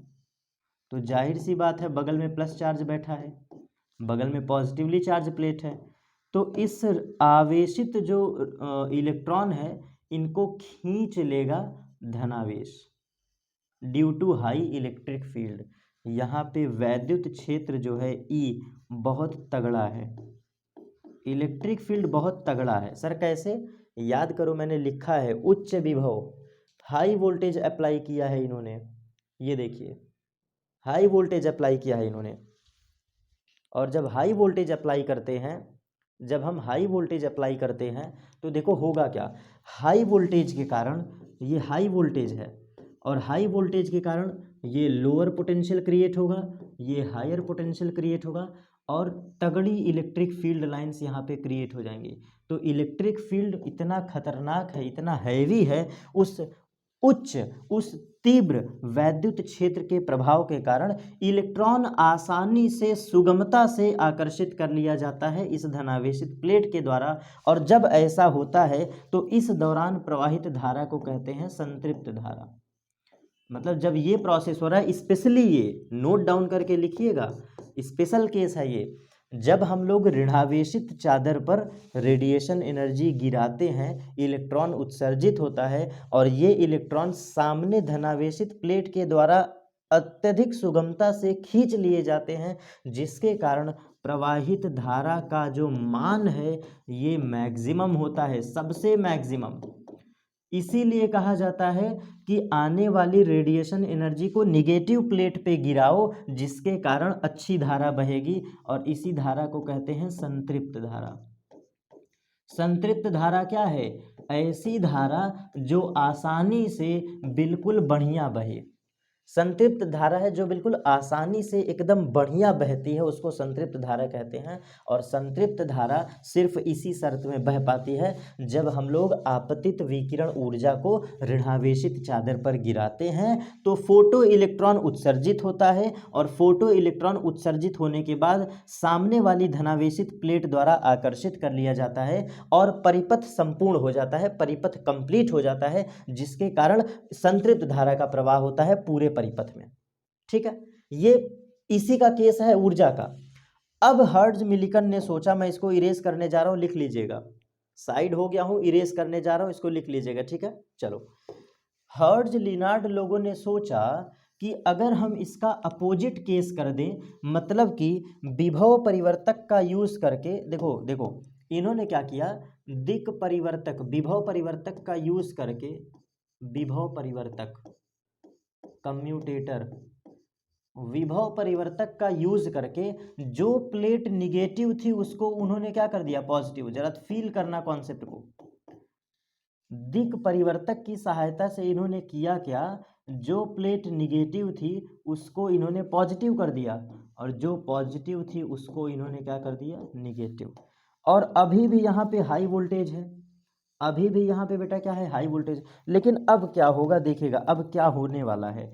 जब दिक् परिवर्तक की सहायता से हम लोग विभव को बदल देते हैं, पहली प्लेट को धीरे धीरे धनावेशित कर दिए और दूसरी प्लेट को ऋणावेशित, तो इलेक्ट्रॉन अभी भी उत्सर्जित होंगे। मतलब आने वाली रेडिएशन एनर्जी के कारण, आने वाली रेडिएशन एनर्जी के कारण इलेक्ट्रॉन अभी भी उत्सर्जित होगा। ऐसा थोड़ी ना है कि इलेक्ट्रॉन नहीं निकलेगा, ये इलेक्ट्रॉन उत्सर्जित होंगे और जाते भी हैं, विद्युत क्षेत्र के उपस्थिति में जाते भी हैं, क्योंकि ऊर्जावान इलेक्ट्रॉन है ये, ऐसे वैसे इलेक्ट्रॉन नहीं है, ये फोटोन खाए हुए हैं। मतलब विकिरण ऊर्जा आ रही है एच न्यू, जरा कॉन्सेप्ट को समझिएगा, आने वाली विकिरण ऊर्जा तो आ ही रहा है ना, एच न्यू, और ये एनर्जी पॉजिटिव प्लेट पे जब गिरती है तो पॉजिटिव प्लेट से इलेक्ट्रॉन निकलते हैं, इलेक्ट्रॉन उत्सर्जित होते हैं। लेकिन हो क्या गया, इलेक्ट्रॉन का नेचर होता है निगेटिव, और सामने वाली प्लेट भी बाई लक कैसी है, निगेटिव। तो इलेक्ट्रॉन में रिपल्सन होता है, यहाँ पर प्रतिकर्षण होता है, रिपल्सन। इलेक्ट्रॉन के बीच प्रतिकर्षण होता है, जिसके कारण परिपथ संपूर्ण नहीं हो पाता, जिसके कारण परिपथ पूरा नहीं हो पाता, परिपथ कंप्लीट नहीं हो पाता, परिपथ कंप्लीट नहीं हो पाता, और यहाँ पे कम धारा मिलती है, कम धारा। सर कम धारा का क्या सेंस है, बताता हूँ। वाकई में जब ये हैवी एनर्जी पाता है ना, रेडिएशन एनर्जी एच न्यू, तो इस एनर्जी को इलेक्ट्रॉन एकदम भर भर के खाता है। ऐसा नहीं है कि ये इलेक्ट्रॉन सुस्त हैं, सुस्त मतलब थके हारे नहीं हैं, ये इलेक्ट्रॉन बहुत ऊर्जा खाए हुए हैं। तो एक दो ऐसे जिद्दी इलेक्ट्रॉन होते हैं, एक दो ऐसे जिद्दी इलेक्ट्रॉन होते हैं जो यहाँ तक पहुँच जाते हैं, एक दो ऐसे इलेक्ट्रॉन भी होते हैं जो जिद्दी होते हैं, यहाँ तक पहुँच जाते हैं अत्यधिक ऊर्जा अवशोषित करने के बाद। ये जो इलेक्ट्रॉन है ना, ये इलेक्ट्रॉन, ये ऐसे वैसे इलेक्ट्रॉन नहीं है, इसको लिख लो, ये ऊर्जावान इलेक्ट्रॉन है, अत्यधिक, मैं लिख दे रहा हूँ इसमें, अत्यधिक ऊर्जावान इलेक्ट्रॉन है ये, अत्यधिक ऊर्जावान इलेक्ट्रॉन। और ये ऊर्जावान इलेक्ट्रॉन जब निकलते हैं ना मेटल से तो बहुत जोश के साथ निकलते हैं, बिल्कुल जोश जुनून जज्बे के साथ निकलते हैं। कहते हैं कि सामने वाली प्लेट को तो मैं छू के ही आऊँगा, तो बिल्कुल हाईली मोटिवेटेड होते हैं, एक दो इलेक्ट्रॉन छू लेते हैं। लेकिन अब होता क्या है बेटा, यहाँ पे होता क्या है कि जो कुछ इलेक्ट्रॉन छू लिए हैं सामने वाली प्लेट को, लेकिन फिर भी सामने वाले प्लेट को आपने भले छू लिया है, लेकिन फिर भी यहाँ पे धारा असंतृप्त होती है। यहाँ पर धारा कैसी होती है, असंतृप्त। अब समझाने की कोशिश करता हूँ क्यों अनसैचुरेटेड करंट हो गया, यहाँ पे अनसैचुरेटेड करंट यहाँ पे फ्लो करता है। ये सेकंड केस है, आप मुझे खुद ही बताओ। ये धनावेशित चादर है, जब धनावेशित चादर पे विकिरण ऊर्जा आएगा तो इलेक्ट्रॉन निकलेगा, क्योंकि कॉन्सेप्ट ये कहता है कोई भी धातु हो, चाहे धनावेशित चाहे ऋणावेशित, इलेक्ट्रॉन उत्सर्जित करेगा। तो यहाँ से इलेक्ट्रॉन निकलते हैं, लेकिन जब धनावेशित चादर से इलेक्ट्रॉन निकलते हैं तो सामने वाली चादर क्या है, ऋणावेशित। एक तो इलेक्ट्रॉन ऋणावेशित, ऊपर से सामने वाली चादर ऋणावेशित। और फिर तीसरी समस्या, यहाँ पे हायर इलेक्ट्रिक फील्ड है, इतनी तगड़ी विद्युत क्षेत्र है वो भी इलेक्ट्रॉन को नहीं पहुंचने देता। तो due to heavy electric field, यहाँ पे इलेक्ट्रिक फील्ड अभी भी मैक्सिमम है, वैद्युत क्षेत्र की तीव्रता अभी भी बहुत ज़्यादा है, हाई वोल्टेज से जुड़ा है ना, तो विद्युत क्षेत्र की तीव्रता ज़्यादा है, ऊपर से यहाँ पे प्रतिकर्षण हो रहा है, तो धारा का मान ऑटोमेटिकली घट जाता है। कुल मिला के इन दिस फेनोमिना, जो पर्टिकुलर मैं बात कर रहा हूं, इन दिस केस जो करंट है वो डिक्रीज कर जाता है बहुत ज़्यादा, धारा का मान बहुत ही ज़्यादा घट जाता है। इस शर्त में धारा का मान घट जाता है, बहुत ज़्यादा घट जाता है। और यहीं पे अगर हम विभव को लगातार बढ़ाते जाएं तो कॉन्सेप्ट कहता है आपने इतना हैवी वोल्टेज अप्लाई कर दिया कि अब एक भी इलेक्ट्रॉन नहीं पहुंच पा रहे हैं। क्योंकि दिक् परिवर्तक की सहायता से हम यहाँ पे क्या किए हैं, दिक् परिवर्तक की सहायता से हम यहाँ पे लगातार विभव बढ़ाए हैं। तो नोट करके लिख लीजिएगा, अब आपको बताते हैं यहाँ पे नोट करके। जैसे जैसे हम, यहाँ पे थोड़ा सा लिख लीजिएगा, ये परिभाषा है, जैसे जैसे हम प्रारंभिक प्लेट P1, इसको नाम दे दो P1, मैं समझाता हूँ अभी। प्रारंभिक प्लेट P1 को, ये वाला जो प्लेट है ना P1, इसका नाम है P1 प्लेट, इसका नाम है P2 प्लेट। तो जैसे जैसे हम प्रारंभिक प्लेट P1 को दिक् परिवर्तक की सहायता से, दिक् परिवर्तक लिखते चलिएगा, जैसे जैसे हम प्रारंभिक प्लेट P1 को दिक् परिवर्तक की सहायता से विभव का मान बदलते जाते हैं, विभव का मान उच्च करते जाते हैं, मतलब बढ़ाते जाते हैं लगातार, विभव का मान उच्च करते जाते हैं, मतलब बढ़ाते जाते हैं।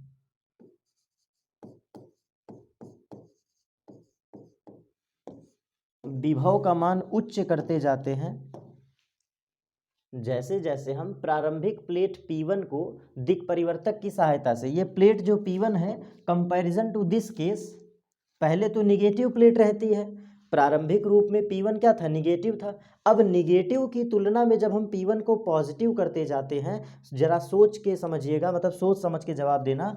अभी मैंने जो इरेज किया था पार्ट, ये पहले प्लेट कैसी थी, निगेटिव। तो जैसे जैसे हम निगेटिवली चार्ज प्लेट P1 को दिक् परिवर्तक की सहायता से विभव बढ़ाते जाते हैं, तो एक स्टेज ऐसा आता है, देखना, जैसे जैसे प्रारंभिक प्लेट P1 को दिक् परिवर्तक की सहायता से विभव का मान उच्च करते जाते हैं, तो एक शर्त ऐसा होता है, या एक शर्त ऐसा आता है जहां एक भी इलेक्ट्रॉन नहीं पहुंच पाते, जहां एक भी इलेक्ट्रॉन P2 प्लेट पर एक भी इलेक्ट्रॉन P2 प्लेट पर नहीं पहुंच पाते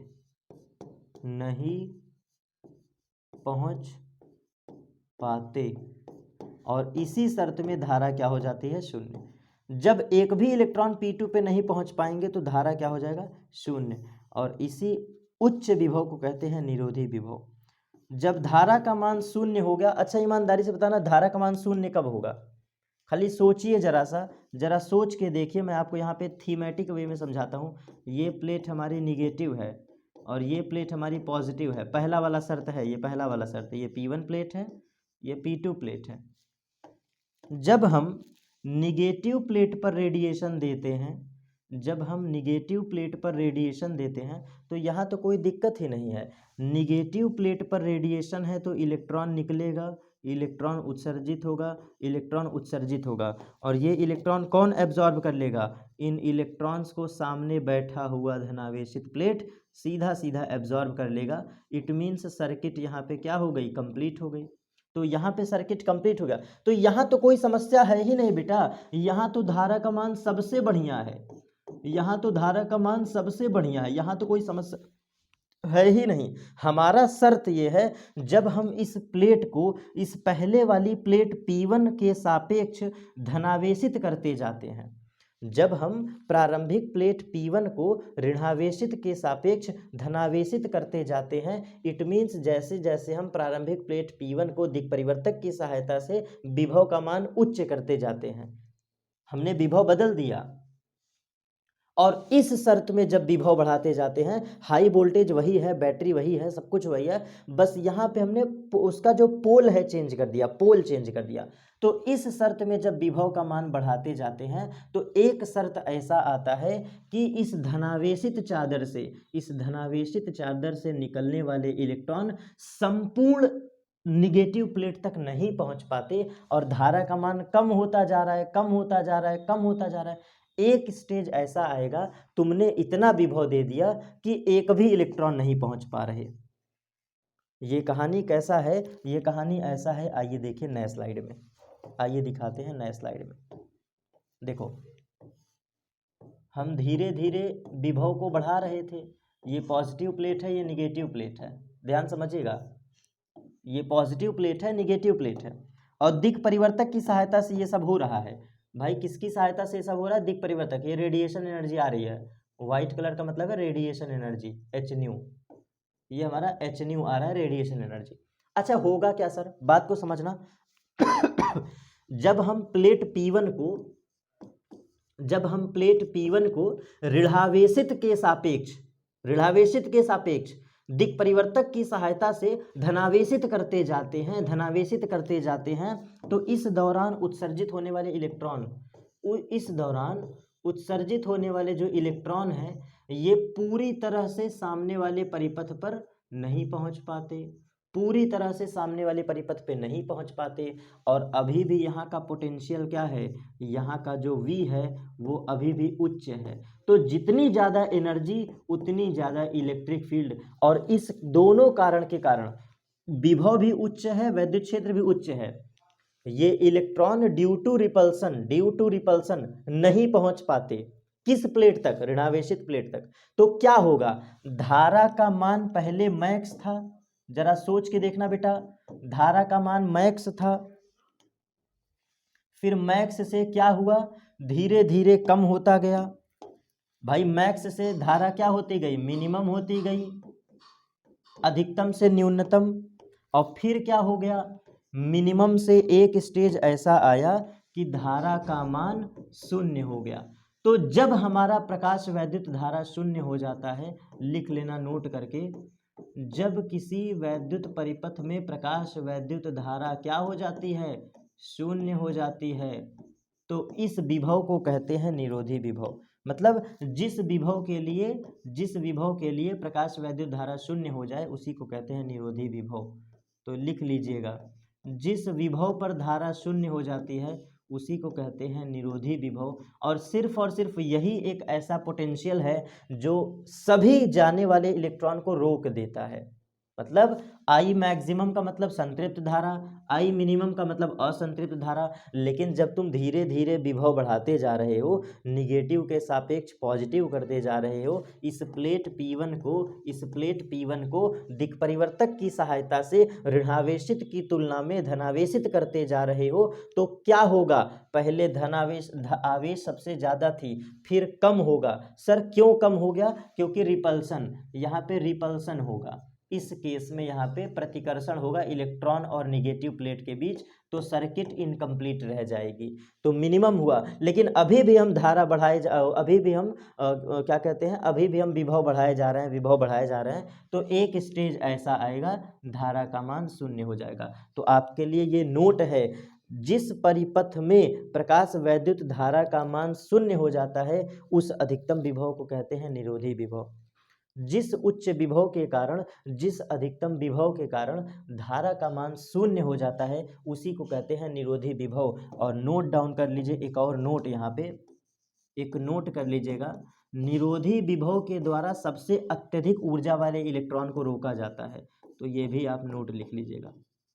निरोधी विभव के द्वारा हम क्या बोले थे, आने वाली रेडिएशन एनर्जी अत्यधिक ऊर्जावान इलेक्ट्रॉन छोड़ता है, ऐसे वैसे इलेक्ट्रॉन को नहीं छोड़ता है कि ऐसे किसी को भी छोड़ दिया। ये देखो, ये जो रेडिएशन एनर्जी एच न्यू है, यही पॉजिटिव प्लेट वाला, ये जो एच न्यू है, इससे एरो गैरो इलेक्ट्रॉन नहीं निकलते हैं, बिल्कुल अत्यधिक ऊर्जावान इलेक्ट्रॉन निकलते हैं। लेकिन जब तुम जिद खाए बैठे हो कि एकदम एनर्जी हम गिरा ही देंगे, तो आपने इतना विभव बढ़ा दिया कि वो अत्यधिक ऊर्जावान इलेक्ट्रॉन भी नहीं पहुंच पाया, तभी तो धारा शून्य होगी। तो हम यहाँ पे ये समझे कि निरोधी विभव के द्वारा, नोट लिख लीजिएगा, निरोधी विभव के द्वारा सबसे अत्यधिक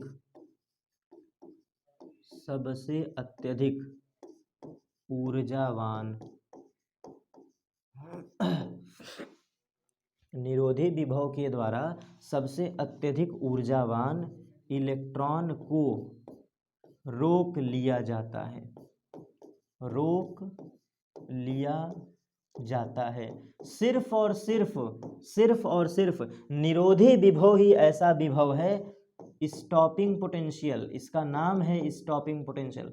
सिर्फ और सिर्फ यही एक ऐसा पोटेंशियल है जो किसी भी इलेक्ट्रॉन को रोक सकता है। और आपके एग्जाम में आने वाला प्रश्न नोट कर लीजिए, सबसे अत्यधिक ऊर्जा क्या होती है इलेक्ट्रॉन की? तो वो होगा EV0, और नॉट का मतलब है निरोधी विभव। सबसे अत्यधिक ऊर्जावान इलेक्ट्रॉन को कौन रोक पाएगा? EV0 रोक पाएगा। E क्या है? इलेक्ट्रॉन की वैल्यू, V0 क्या है? निरोधी विभव। इसी फॉर्मूले को आप ऐसे भी लिख सकते हैं, 12mv² बराबर EV0। तो दोनों फार्मूला सेम है, याद कर लीजिएगा। ये फैक्ट था किसका? ये फैक्ट था हर्ट्ज लिनार्ड मिलिकन का। यहाँ पे 3 बातें मैंने समझाया है, आगे चलता हूँ आपको दिखा दूँ।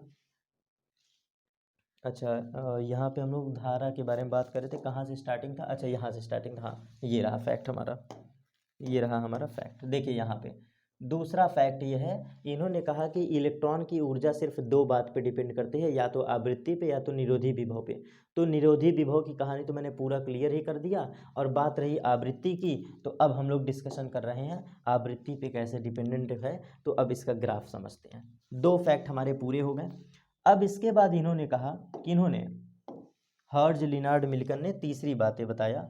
आइए देखिएगा, इनका तीसरा एक्सपेरिमेंट अब आवृत्ति को परिभाषित करता है। तो इन्होंने सीधा सीधा कहा है, सुनिएगा, इन्होंने कहा है कि ऊर्जा, मतलब इलेक्ट्रॉन की ऊर्जा की बात हो रही है, ऊर्जा सीधा सीधा आवृत्ति के बदलने पर बढ़ती जाती है। मतलब ऊर्जा जो है वो आवृत्ति के बदलने पे बढ़ती जाती है, और जैसे जैसे आवृत्ति बदलेगा वैसे वैसे निरोधी विभव भी बदल जाएगा, क्योंकि दोनों आपस में सेम ही हैं। जैसे कहने का मतलब, आवृत्ति, निरोधी विभव और ऊर्जा, ये तीनों सेम डिपेंडेंट क्वांटिटी हैं, सेम डिपेंडेंट क्वांटिटी। अगर तुम चाहते हो ऊर्जा को अत्यधिक ऊर्जावान बनाना, तो आवृत्ति बदल दो, आने वाली प्रकाश की ऊर्जा बदल दो, या फिर निरोधी विभव बदल दो, क्योंकि ये आपस में डिपेंडेंट क्वांटिटी है। तो ये बात इन्होंने लगाया कैसे, इस बात का अनुमान किया कैसे? तो इन्होंने एक आइंस्टीन समीकरण का हेल्प लिया। आइंस्टीन समीकरण क्या कहती है?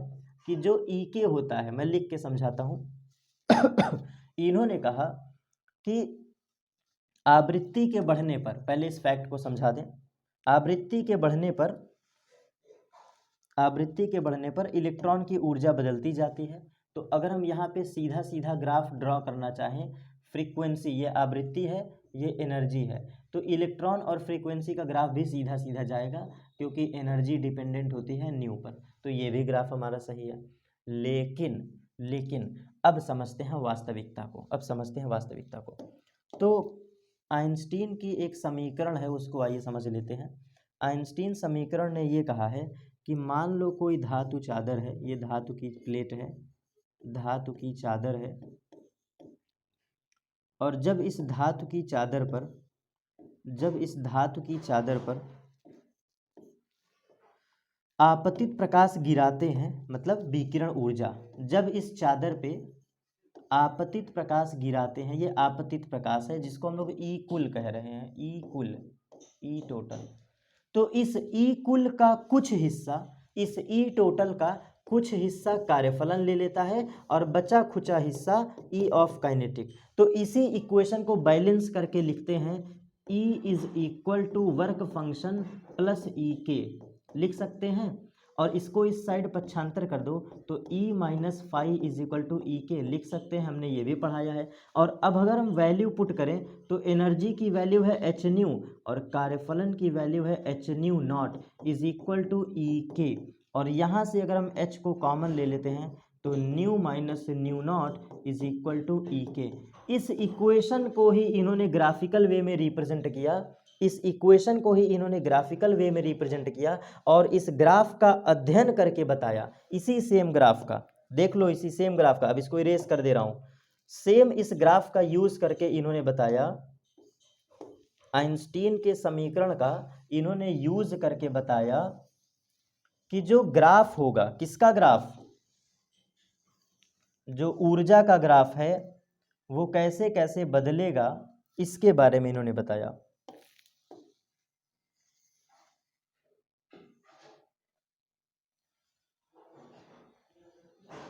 आइए देखिए, अब इनका ग्राफ बनाते हैं।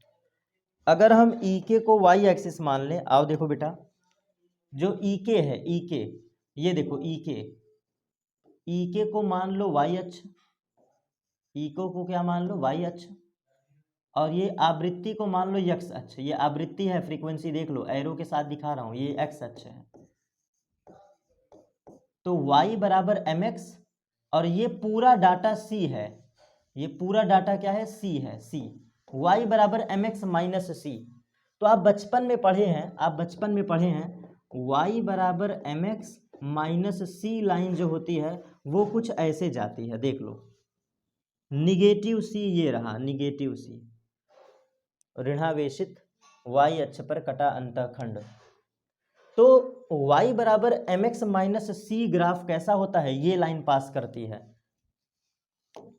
तो सेम इस y बराबर mx माइनस c ग्राफ का यूज करते हुए, इस mx माइनस c ग्राफ का यूज करते हुए और इस आइंस्टीन इक्वेशन का यूज करते हुए बिल्कुल सीधा सीधा उन्होंने बताया था कि ये जो ग्राफ है H nu minus H nu not बराबर ई के, यही हमें समझना था। काइनेटिक एनर्जी जो है ये वाई अक्ष पे मानेंगे, ऊर्जा को माना है इन्होंने वाई अक्ष पर, और इस एच न्यू फैक्टर में जो न्यू है ये है एक्स अक्ष हमारा, ये एक्स अक्ष है, और जो बच गया बीच वाला फैक्टर, तो इसको ध्यान से देखो तो ये कांस्टेंट क्वांटिटी कार्यफलन है फाई, और कार्यफलन वैसे भी सबका नियत होता है। तो कार्यफलन क्वांटिटी को इन्होंने सोच लिया c मान करके, y बराबर mx माइनस सी, और y बराबर mx माइनस सी लाइन का ग्राफ जो होता है वो कुछ ऐसे पास होता है। आइए देखते हैं इसे, ये हमने लाइन बनाया, ये हमने x अक्ष बनाया, तो x अक्ष पे कौन है, आवृत्ति है, x अक्ष पे आवृत्ति है, ये देखो आवृत्ति हमने लिख दिया, ठीक, x अक्ष पे आवृत्ति है, और ये क्या है, ई के, ऊर्जा का अक्ष है ये, ई के काइनेटिक एनर्जी ई के। और ग्राफ कैसे पास होगा, ये देखो ग्राफ पास हो गया, ये हमारा ग्राफ पास हो गया, और यही सही ग्राफ है, यही ग्राफ सही है। जो ये लाइन आपको दिख रही है ना बेटा, ये जो लाइन आपको दिख रही है, देखिए मैंने ब्लू पेन से इसको दिखा दिया, डबल कर दिया। इस ब्लू लाइन के ग्राफ को कौन सा ग्राफ कहेंगे? ये ग्राफ रहा। इस वक्र का ग्राफ क्या है? ये है। ये लाइन किस ग्राफ को बता रही है? H nu minus H nu not बराबर ई के। तो ये इस लाइन का ग्राफ है। इसी ग्राफ का स्टडी करके उन्होंने बताया था कि आवृत्ति के बढ़ने पे ऊर्जा बढ़ता है, गतिज ऊर्जा बढ़ता है। ठीक। और जो ये कटान बिंदु है, ये जो प्रतिच्छेद बिंदु है on the x axis, x अक्ष पर जो कटा हुआ प्रतिच्छेदन बिंदु है, इसको कहते हैं न्यू बराबर न्यू नॉट। ये याद रखिएगा, ये फैक्ट है, तथ्य है, ये फैक्ट, इसको याद रखिएगा। यक्स अक्ष पे, ये जो एक्स अक्ष है आवृत्ति का अक्ष है, आवृत्ति के जिस अक्ष पे ये रेखा काटती है उसे कहते हैं न्यू बराबर न्यू नॉट। और यहाँ पे काइनेटिक एनर्जी क्या है? शून्य है। फॉर न्यू बराबर new not kinetic energy will be zero, always zero. और जो ये कटा हुआ निगेटिव पार्ट है इसको माइनस सी कहते हैं, जिसकी वैल्यू है माइनस ऑफ कार्यफलन। और कार्यफलन की वैल्यू क्या है? Minus of h nu not. तो कार्यफलन निगेटिव में है, वो देखो निगेटिव बाई फॉर्मूला है, तो उससे घबराओ नहीं। माइनस फाइव कहोगे तो भी सही है, माइनस का फाइव कहोगे तो भी सही है, माइनस का सी कहोगे तो भी सही है, माइनस का एच न्यू नॉट कहोगे तो भी सही है। और इसी को हम ये भी कह सकते हैं h c upon lambda naught भी कह सकते हैं। तो सबका मतलब सेम है, ये जो सी वाला पोर्शन है सबका मतलब सेम है। इतने ग्राफ को ही बताया था हर्ट्ज, लिनार्ड, मिलिकन ने, और इससे ज़्यादा आपको पढ़ने की आवश्यकता बिल्कुल भी नहीं है, बिल्कुल भी नहीं है। थोड़ा सा मैं आगे और समझा दूं, कुछ पॉइंट में आगे और समझा दूं, क्योंकि बेहतर से बेहतर प्रयास कर रहा हूं कि आपको बेहतर समझ में आए।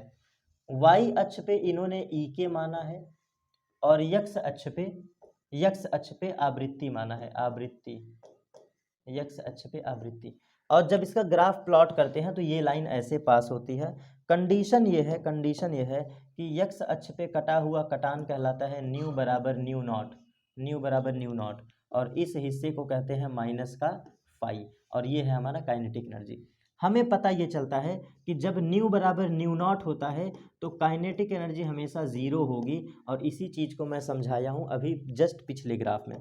लेकिन एक बात और है, अगर मैं ऐसे दो तीन धातु की बात करूं, जैसे मान लो ये एक धातु पहला है, इसी से रिलेटेड अगर किसी दूसरे धातु का मैं ग्राफ बनाना चाहूं तो उसका ग्राफ ये होगा। हो सकता है इसी से संबंधित अगर मैं तीसरा धातु बनाना चाहूं तो ग्राफ ये होगा। लेकिन ये बात हमेशा याद रहे कि ग्राफ का नेचर ऐसा ही रहेगा। किसी भी धातु का अगर आप ऊर्जा और आवृत्ति का ग्राफ बनाएंगे, ऊर्जा वर्सेस आवृत्ति का ग्राफ, अधिकतम गतिज ऊर्जा और आवृत्ति का ग्राफ, तो वो लाइन हमेशा ऐसे ही पास होगी, याद रखिएगा, हमेशा याद रखिएगा इस बात को। तो ये मैंने तीन धातु के लिए बता दिया, तीन अलग अलग धातु के लिए, 3 हो 10 हो 50 हो, लाइन हमेशा ऐसे ही पास होगी। और जितने ये कटान बिंदु हैं, ये जितने कटान बिंदु हैं, ये देख लो 3 कटान बिंदु है, ये P, ये Q, ये R। इन सभी P Q R पर न्यू बराबर न्यू नॉट है, सबके लिए न्यू बराबर न्यू नॉट है। और हर जगह काइनेटिक एनर्जी क्या है? जीरो होगा। जहां पे वो यक्स अक्ष को काटा वहां पे एनर्जी शून्य।